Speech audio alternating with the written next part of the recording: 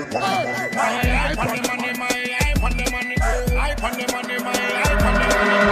does an artist who was blacklisted by the entire music industry become one of its richest players? Shatta Wale did it by breaking 3 unconventional rules. While everyone else was chasing record labels, he was building an empire. And in this video, we are showing you the exact strategies he used to do this. Shatta Wale has built a multi-million-dollar fortune, a feat achieved not just with hit songs, but with a business empire that spans transportation, real estate, and digital content. But to understand how he built this fortress of cash, you have to go back to a time when the industry doors were slammed shut in his face.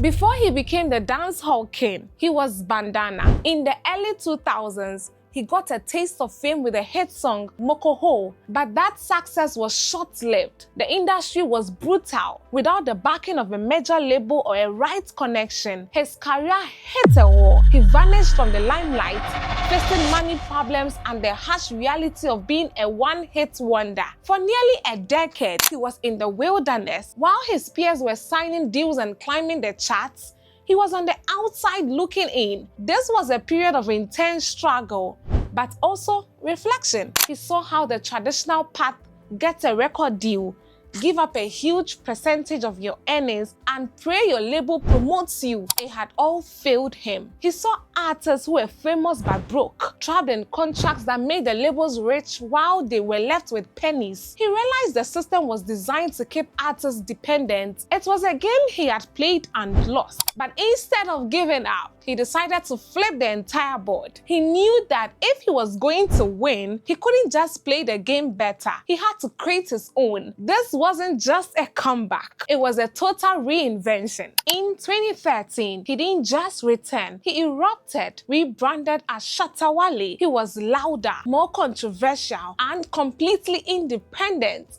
He had spent his years off stage studying the game, not as an artist, but as a CEO. He saw that the industry's gatekeepers, the labels, the radio stations, the award shows, held all the cards. So he decided to go around them. He directly went to the people. Using social media, he built a direct line to his audience, creating what would become the most powerful fan base in Ghana, the Shatta Movement. This wasn't just a group of fans, it was a tribe, a community built on a shared identity of being outsiders. They became his marketing team, his distribution network, and his defenders. He understood that attention is the new currency. He picked fights, challenged the establishment, and made headlines, making sure that whether you loved him or hated him, you couldn't ignore him. All that noise kept him relevant and his movement energized. This was the turning point. He found a way to create leverage outside the system with a loyal army at his back. He was no longer just an artist asking for a seat at the table. He was building his own, and that brings us to his first rule.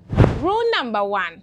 Control your brand. While other artists were fighting for record deals, Shatta Wale focused on a different price: leverage. Instead of signing away his rights from a position of weakness, he built his own independent powerhouse first by creating his own label, Shatta Movement Records. He built a corporate entity for his career. For years, it handled his production, promotion, and finances, allowing him to release a constant stream of music on his own schedule. This independent approach meant that when his music earned money, a much larger portion of the revenue flowed back to him. This model turns an artist's catalog into a powerful asset. By building his brand and body of work independently, he created something of immense value that he controlled. It's a strategy that gives an artist the power to negotiate from a position of strength, whether that means securing massive endorsement deals or making strategic financial moves from their music catalog later on. He isn't just an employee of his own music. He's a chairman and CEO.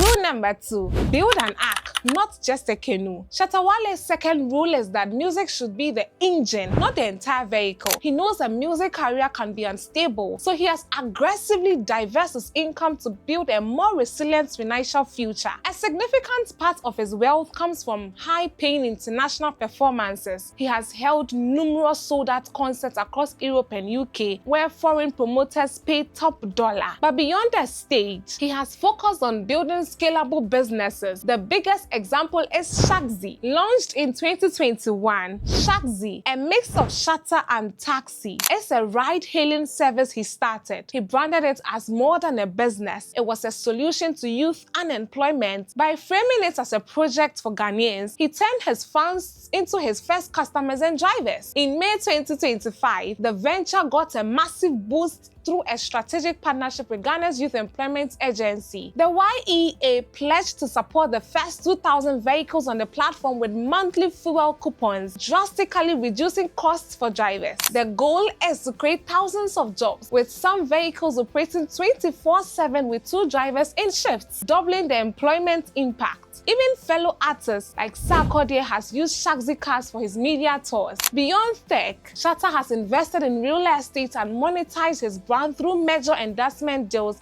with brands like Guinness and Storm Energy Drink. Shatta Wale operates like a holding company. Music keeps him famous. His businesses are what make him rich.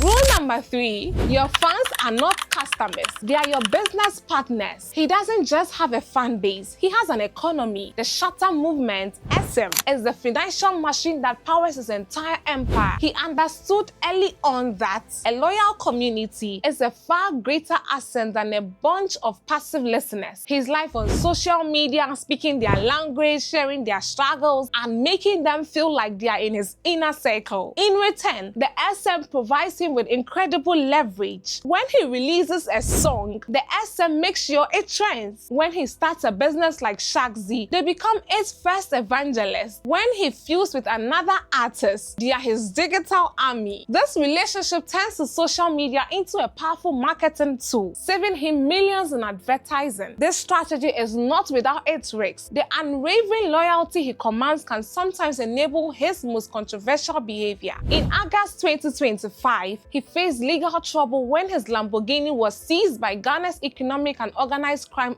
Office, EOCO, as part of an investigation into a US fraud case. Though he was not the target of the main investigation, the incident and surrounding controversy reportedly led to the loss of a distribution deal. However, even during scandals, his core fan base remains his strongest defense, shielding his brand from total collapse. He has transformed what it means to be a fan. For the Shatta Movement, supporting him is an act of identity. Shatta Wale's journey from a forgotten artist to a multi-millionaire tycoon shows the power of breaking the rules. He rebuilt his career on 3 key ideas. First, control your brand. He rejected the old-school artist-label relationship and took full control of his career to dictate his own terms. Second, diversify beyond music. He used his fame as a launchpad to build real businesses in tech, real estate, and from international tours, creating long-term wealth. And third, weaponize your fan base. He built a loyal community and turned them into a powerful economic engine for his entire enterprise. Shatta Wale's model is a roadmap for the modern artist entrepreneur. He proved that you don't need the industry's permission to build an empire. With the right strategy, a direct connection to your audience, and unshakable belief in your own brand, you can win on your own terms. He didn't just make a comeback. He engineered a corporate takeover from the outside. If you want more breakdowns of how your favorite artists are building empires, subscribe to the channel and hit the notification bell, and let us know in the comments which artist business moves should we analyze next. Thanks for watching.